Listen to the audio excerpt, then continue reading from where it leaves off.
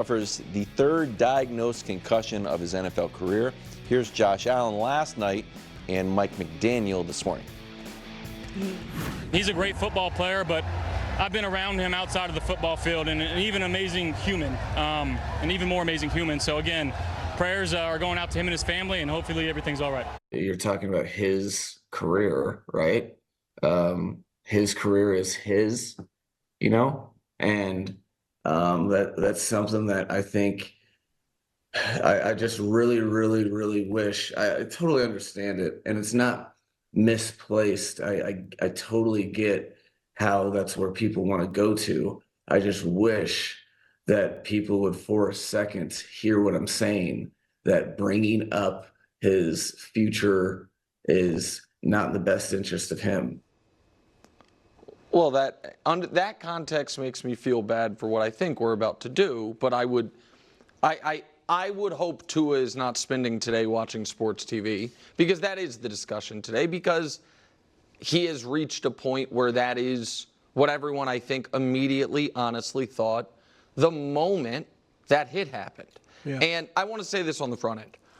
I firmly believe that if Tua wants to keep playing, he should be able to keep playing. I believe in the moment during a game, athletes sometimes can be protected from themselves because they might not have their full senses about them. But after the fact, you know what I mean? Once, if he gets told all the risks, everything, it should be his decision.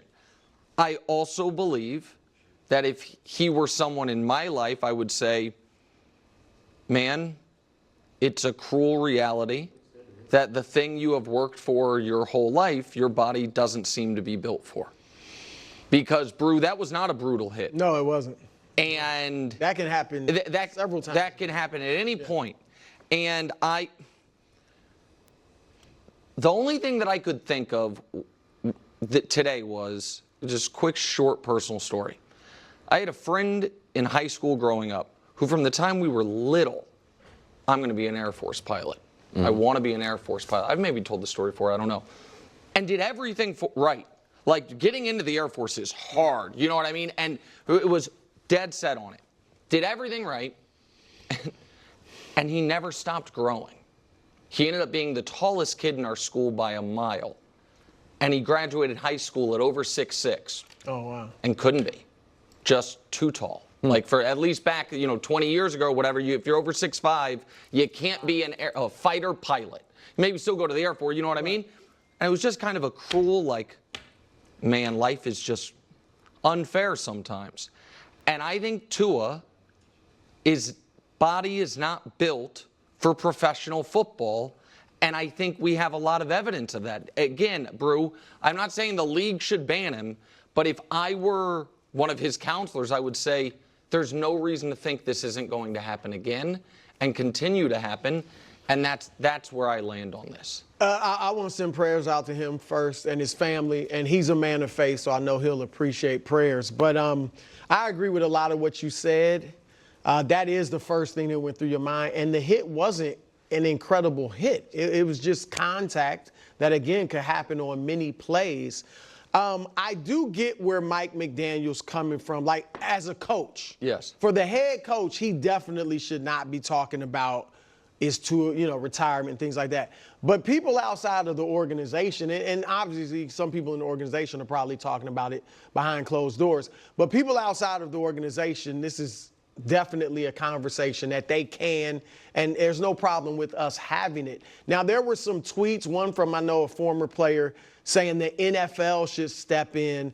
I agree with Nick. No, they shouldn't. If he clears protocol at some point, and I have little doubt that he will, it might be weeks, it might be months, whatever, but I have little doubt that he'll eventually clear protocol. He should be able to play if he wants to.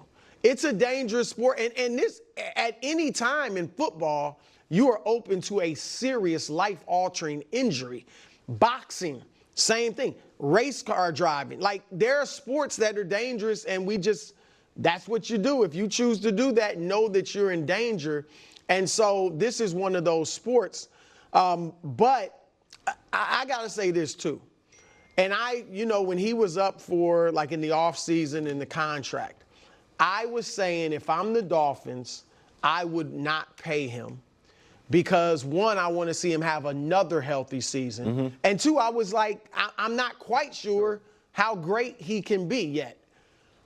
I'm glad he got his money. I'm thrilled. I am glad he got his money. And when I think about, like, Dak, and obviously Dak hasn't had these types of issues, but whether it was Dak having to play this year, and then go to the offseason as a free agent or whoever, this is the battle that a quarterback, and any player, but particularly a quarterback, has to think of when it's like, should I just get security because at any time this could happen?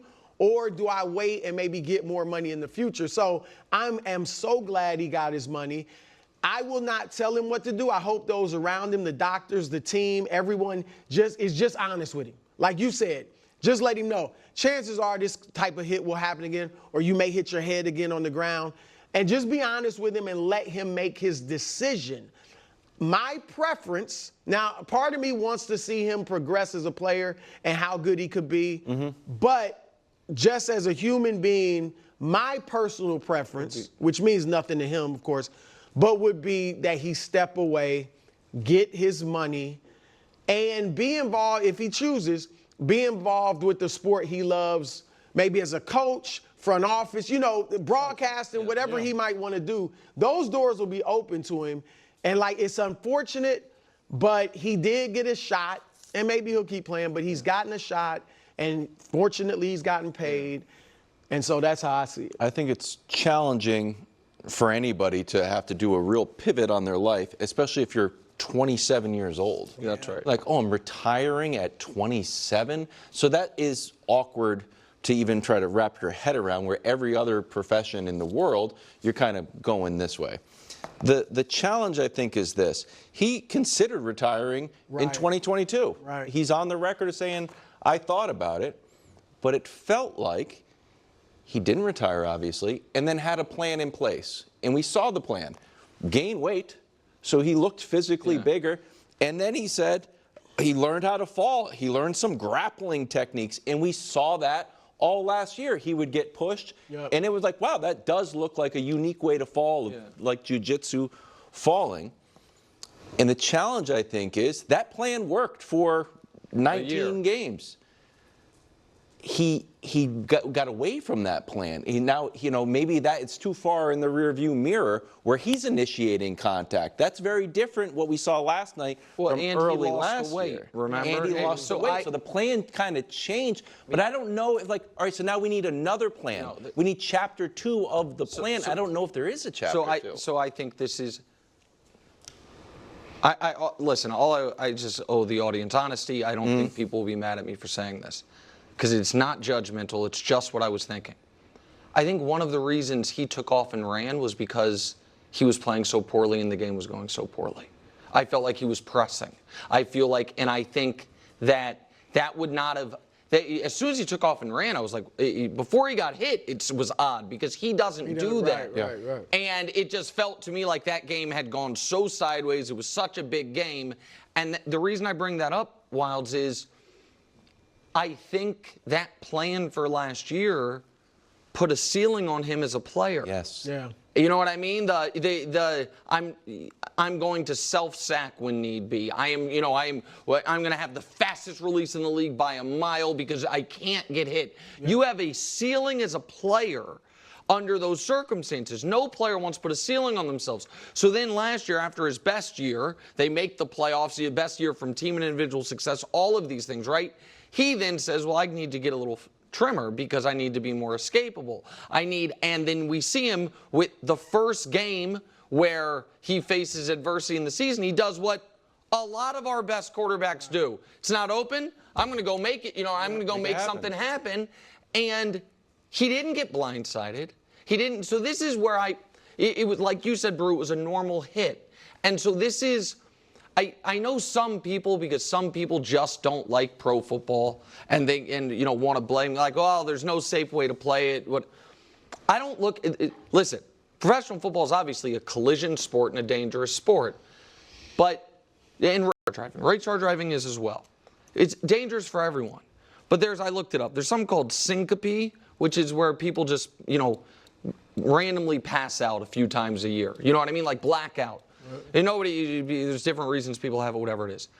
If you happen to be afflicted by that, race car driving for you is particularly it's dangerous for everyone, but for you, it is uniquely dangerous.